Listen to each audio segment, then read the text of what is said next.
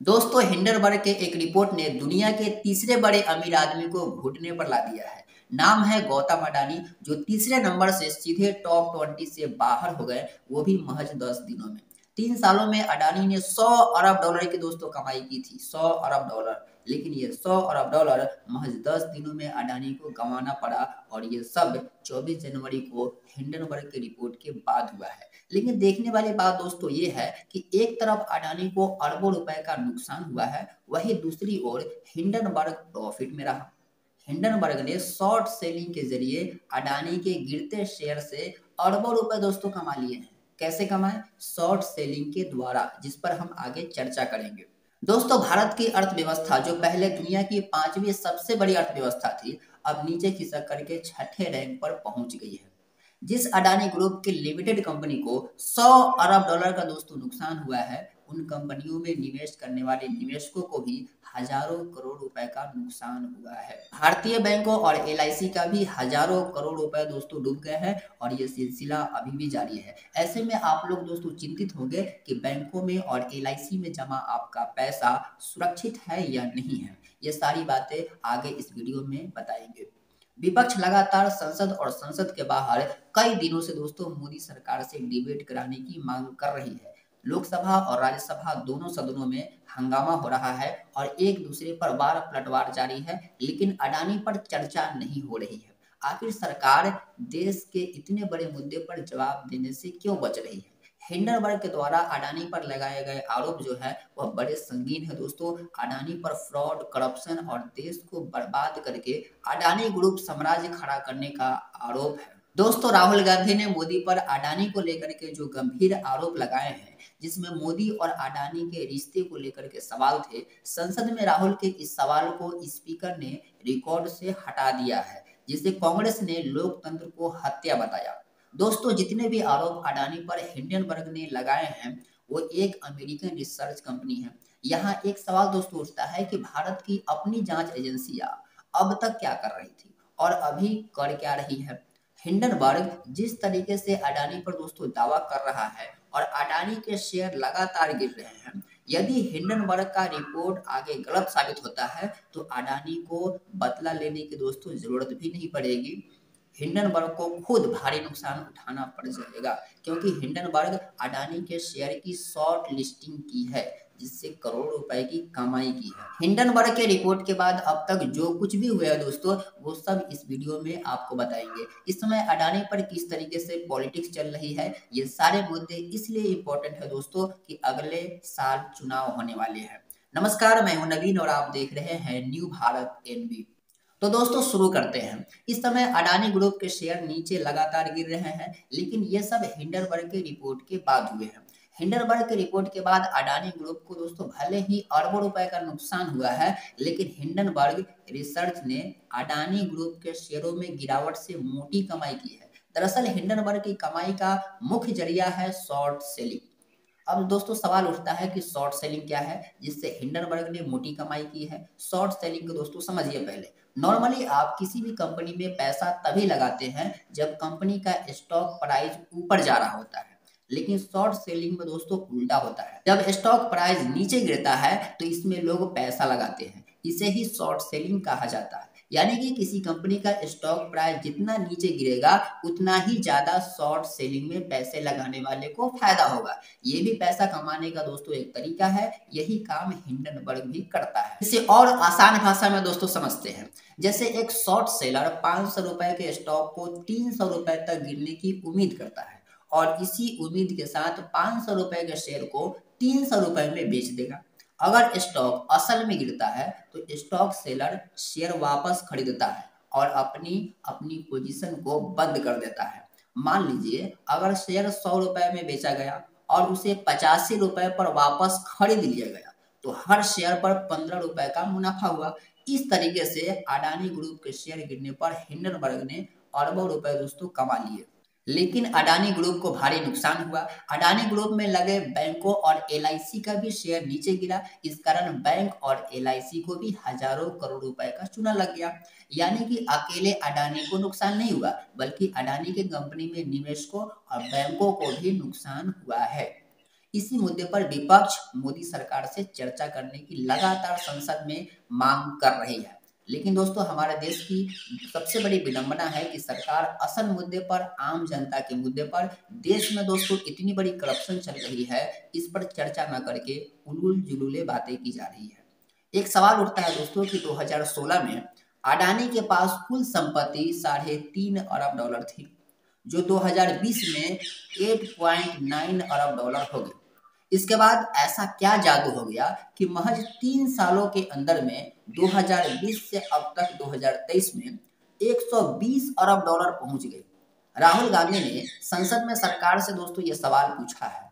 आसमान से लेकर के सड़क तक, समुद्र से लेकर के डिफेंस तक, सब जगह अडानी ही अडानी है। ऐसा क्यों?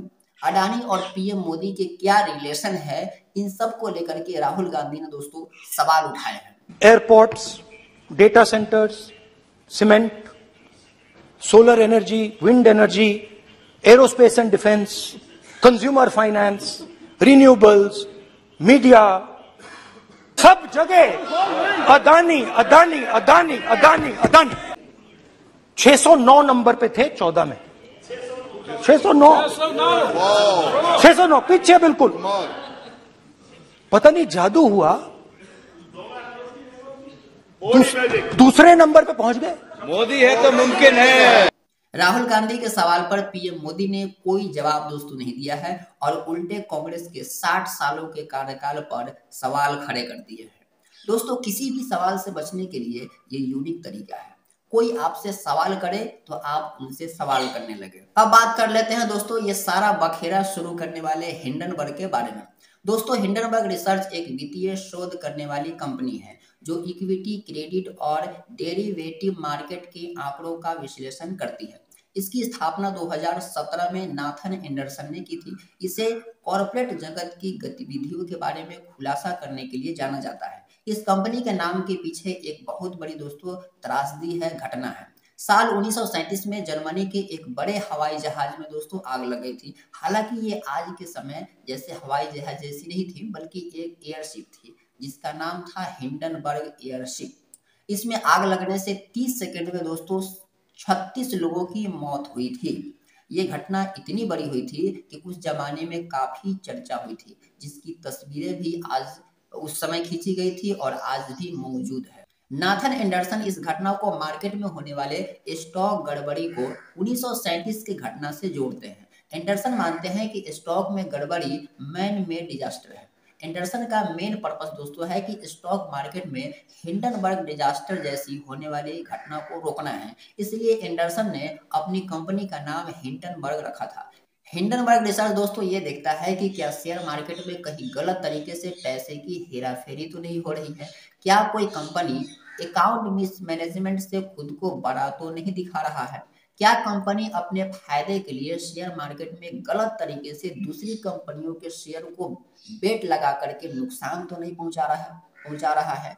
यानी कि हिंडनबर्ग किसी भी कंपनी में होने वाली गड़बड़ियों का पता लगाने का काम करती है। यही काम हिंडनबर्ग ने अडानी ग्रुप पर किया है। 24 जनवरी को हिंडनबर्ग ने अडानी ग्रुप पर एक रिपोर्ट रिलीज किया था जिसमें 88 सवाल किए गए थे। साथ ही रिपोर्ट में हिंडनबर्ग द्वारा दावा किया गया था कि अडानी समूह दशकों से शेयरों के हेरफेर और अकाउंट की धोखाधड़ी में शामिल है। रिपोर्ट में कहा गया है दोस्तों को 3 साल में शेयरों की कीमतें बढ़ने से अडानी समूह के संस्थापक गौतम अडानी की संपत्ति $1 अरब बढ़ गई और 120 अरब डॉलर तक पहुंच गए। इस दौरान समूह की 7 कंपनियों के शेयर औसतन 819% तक बढ़ी।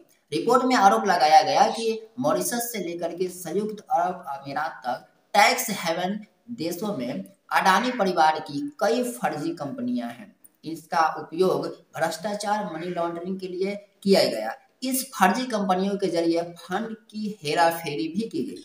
कंपनी ने यह भी कहा कि इस रिपोर्ट को बनाने के लिए अडानी समूह के पूर्व अधिकारियों सहित दर्जनों लोगों से बात की गई, हजारों दस्तावेजों की समीक्षा हुई और आधा दर्जन देशों में दौरा किया गया। रिपोर्ट में कहा गया है कि बड़े पैमाने पर शेयरों को गिरवी रख करके कर्ज लिया गया। रिपोर्ट जारी करने के बाद हिंडनबर्ग ने कहा दोस्तों, यदि गौतम अडानी वास्तव में पारदर्शिता को अपनाते हैं जैसा कि वे दावा करते हैं, तो उन्हें उत्तर देना चाहिए।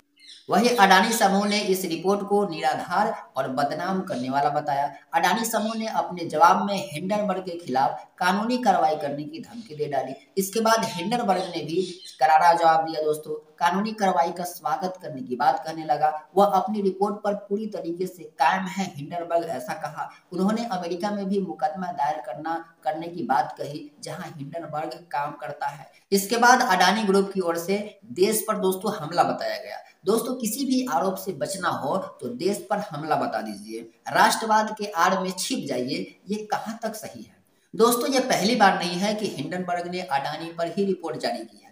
इससे पहले हिंडनबर्ग ने अमेरिका, कनाडा और चीन के करीब 18 कंपनियों को लेकर के भी अलग अलग रिपोर्ट प्रकाशित की थी, जिसके बाद काफी घमासान मचा। ज्यादातर कंपनियां अमेरिका की ही थी जिन पर अलग अलग आरोप लगे।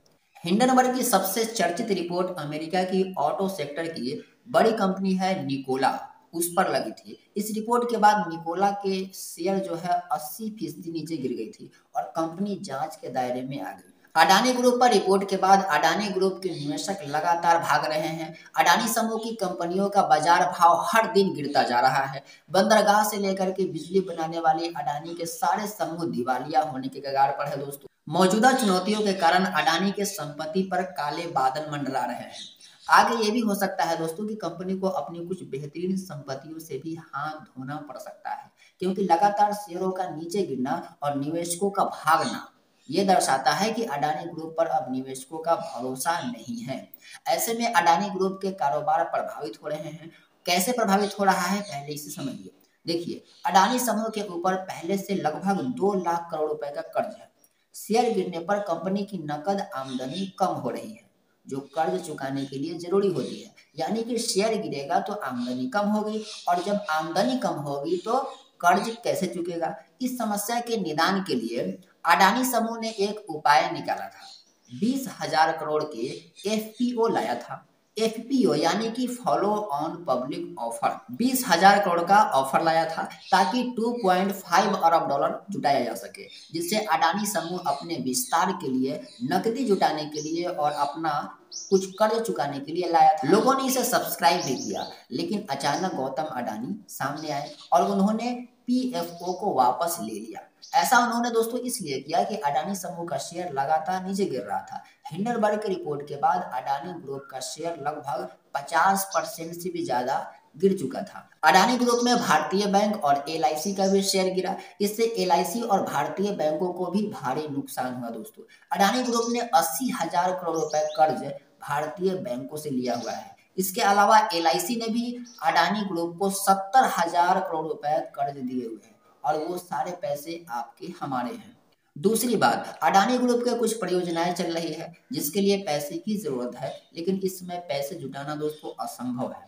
पैसे जुटाने का बस एक ही तरीका है, और ज्यादा से ज्यादा कर्ज लेना। लेकिन पहले से ही अडानी ग्रुप पर कर्ज का भारी भरकम बोझ है, तो कर्ज अब मिलने वाला भी नहीं है। ऐसे में देश में अब एक बहस छिड़ गई है कि क्या अडानी देश का कर्ज लेकर के भाग जाएंगे विदेशों में, जैसे विजय माल्या, नीरव मोदी, मेहुल चोकसी जैसे 30 से अधिक उद्योगपतियों ने हजारों लाखों करोड़ रुपए लेकर के देश से भाग गए। ऐसे में सरकार को दोस्तों और देश के सारी एजेंसियों को जांच करके ये स्पष्ट कर देना चाहिए कि आगे क्या होने वाला है, ताकि आम जनता परेशान न हो।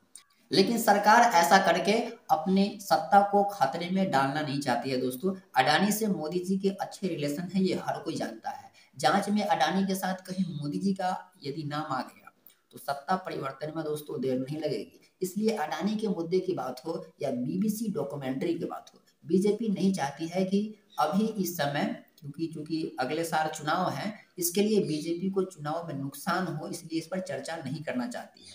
दूसरी बात यह है दोस्तों कि जांच एजेंसियां यदि निष्पक्ष होता तो अभी तक क्या कर रही थी, और अभी तक क्या कर रही है, खुद से जांच क्यों नहीं कर रही है। लेकिन वही कोई विपक्ष है सरकार से जब सवाल करता है तो उस पर सवाल जांच एजेंसियां जो है वह रेड पर रेड मारने लगती है। ये हमारे देश के लिए सबसे बड़ी विडंबना है दोस्तों। अटल बिहारी वाजपेयी ने संसद में कहा था कि हम रहे न रहे लेकिन देश रहना चाहिए।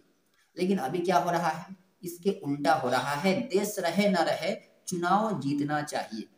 यकीन मानिए दोस्तों, सत्ताधारियों की ऐसी सोच लोकतंत्र की हत्या करके हिटलर पैदा करती है और देश में इमरजेंसी लगा करके बोलने वालों को मारा जाता है और जेल में बंद कर दिया जाता है। अगर आप ध्यान से देश की राजनीति को देखें तो दोस्तों आप समझेंगे कि सरकार बड़े बड़े उद्योगपतियों के लिए कैसे कार्य करती है। ये मेरा आरोप नहीं है दोस्तों, राहुल गांधी ने ये बात बताई है। आप गौर से राजनीति को देखेंगे तो समझ आएगा। अब अडानी जैसे दुनिया के तीसरे अमीर उद्योगपति पर फ्रॉड करने का आरोप लगता है तो रूलिंग पार्टी भी दायरे में कहीं ना कहीं आ जाती है। देश को खोखला करके करप्शन जैसे संगीन आरोप जब हिंडनबर्ग ने अडानी पर लगाए तो देश को संभालने वाले सरकार पर क्या सवाल नहीं उठते। 2014 में दोस्तों कांग्रेस को सत्ता से हटाने में करप्शन एक बहुत बड़ा मुद्दा था। यही चीज इस समय बीजेपी के लिए दिख रही है। हालांकि बीजेपी अडानी के मुद्दे से भागती दिख रही है। चाहे मोदी पर डॉक्यूमेंट्री की बात हो, इन सारे मुद्दे को बीजेपी दोस्तों दबा रही है। बाकी अन्य मुद्दे हैं जो बेरोजगारी है, महंगाई, गरीबी से किस तरीके से जनता त्रस्त है, हर कोई जानता है। कुल मिलाकर इस समय अच्छे दिन न अडानी के लिए है, न बीजेपी के लिए है, न जनता के लिए। अच्छे दिन का नारा भी अब छुपा दिए गए हैं दोस्तों। बीजेपी के लिए अच्छे दिन दोस्तों इसलिए नहीं है कि अगले साल 2023 में लोकसभा का चुनाव होना है और मोदी जी के दोस्त अडानी कर्ज में डूब गए हैं। शेयर गिरने से अडानी लगातार गरीब हो रहे हैं। जैसे गरीब लोग और गरीब होते जा रहे हैं। देश में आज भी दोस्तों 25 से 27 करोड़ लोग गरीबी रेखा से नीचे हैं। भारत में 1% आबादी के पास दोस्तों देश की 20% संपत्ति है, जबकि 50% के पास 13% संपत्ति है। इस आर्थिक असमानता पर सरकार बात नहीं करती। ये जनता के लिए सरकार है या अमीरों के लिए सरकार है दोस्तों, ये मेरा सवाल है। देश में 7.6% बेरोजगारी दर है, लेकिन इन सब मुद्दे पर बात न करके राष्ट्रवाद का नारा लगाने लगते हैं हम सभी लोग। अडानी पर दोस्तों मोदी की चुप्पी कहीं ना कहीं पोल खोल रही है। खास बात, चुनाव के लिए अब फंड कहां से आएंगे? अडानी तो खुद कर्जे में डूब गया है। दूसरी ओर मोदी जी के ऊपर बीबीसी की डॉक्यूमेंट्री, जिसे भाजपा सरकार ने बैन करके कहीं ना कहीं मामले को दबाने की कोशिश की, लेकिन 2002 दंगे को फिर से उजागर करके बीबीसी की कोशिश एक ज्वालामुखी की तरह विस्फोट हो गई। इसी तरह बीजेपी की ओर से अडानी के मुद्दे को दबाने की पूरी कोशिश हो रही है। और बाकी रही जमीनी मुद्दे की, तो जनता के आम मुद्दे बेरोजगारी, महंगाई, गरीबी 9 सालों में किस हालात में पहुंच गई है ये हर कोई जानता है। ऐसे में आप सभी लोग समझ गए हैं कि भाजपा के पास वही घिसी पीटी दोस्तों मुद्दे रह गए हैं, हिंदू, मुस्लिम, भारत, पाकिस्तान और राष्ट्रवाद। जो पहले अडानी के दोस्त बने हुए थे, अब दोस्तों अब वो भी कहने लगे हैं, अडानी से पल्ला झाड़ने लगे हैं कि अडानी कौन है। दोस्तों आप अब समझ गए होंगे कि मैं किसके बारे में बात कर रहा हूँ। दोस्तों ये रिपोर्ट आपको कैसी लगी कमेंट करके हमें ज़रूर बताइएगा। यदि आपने हमारे चैनल को सब्सक्राइब अब तक नहीं किया है तो ज़रूर सब्सक्राइब कीजिएगा, और इसलिए कीजिएगा कि मैं आपके लिए नई नई खबरें लाता हूँ डिटेलिंग में। मुझे रिसर्च में काफ़ी समय लगता है और आपके लिए मैं इतना कुछ कर रहा हूँ, इसलिए आप प्लीज़ करके सब्सक्राइब चैनल को जरूर कीजिएगा और बेल आइकन भी दबा दीजिएगा। जय हिंद।